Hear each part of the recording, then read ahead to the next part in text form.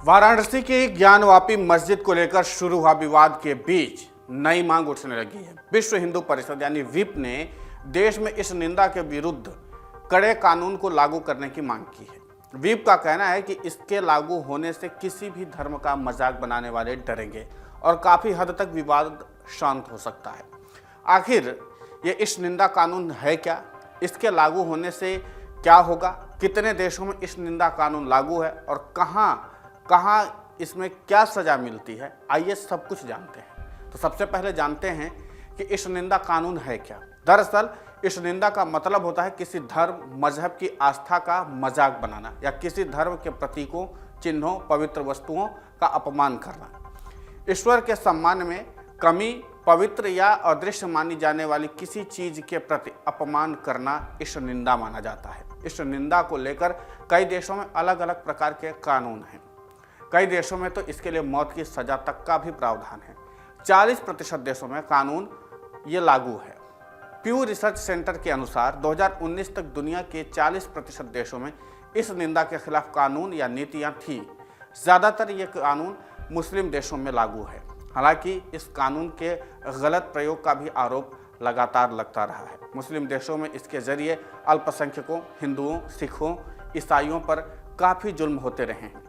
Deccan religious की एक report के मुताबिक इस्लामिक देशों में इस निंदा के आरोप में पिछले 20 साल में 12,000 से ज़्यादा लोगों की मौत हुई है।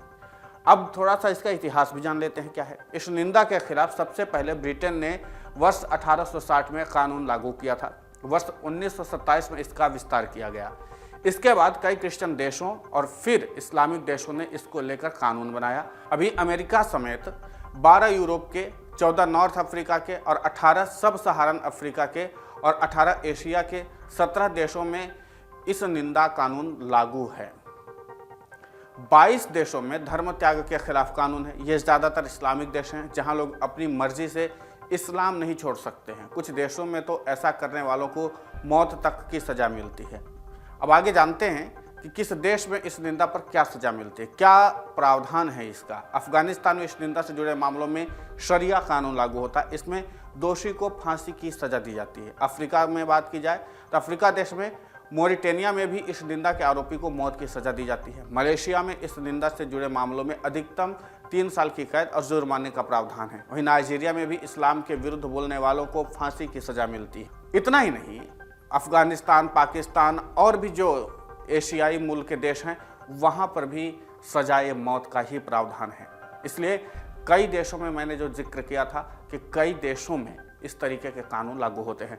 अब इसके बारे में भारत में क्या है, भारत में किस तरीके से ये कानून लागू होता है, क्या चीज़ें होती हैं, तो भारत में इसके लिए कोई अलग से कानून नहीं बनाया गया है। यहाँ संविधान के अनुच्छेद 19(1) अभिव्यक्ति की आज़ादी का मौलिक अधिकार दिया गया है। इसके तहत लोग किसी की भी आलोचना कर सकते हैं।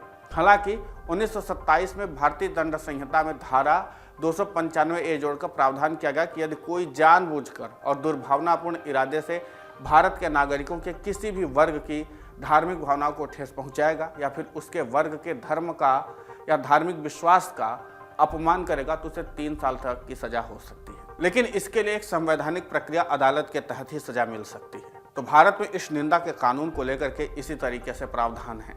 लेकिन अब भारत में भी इस निंदा कानून को लेकर के मांग बहुत तेजी से उठने लगी है।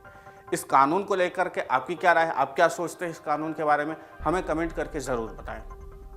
नमस्कार। डाउनलोड करें अमर उजाला ऐप और पाएं खबरें लगातार।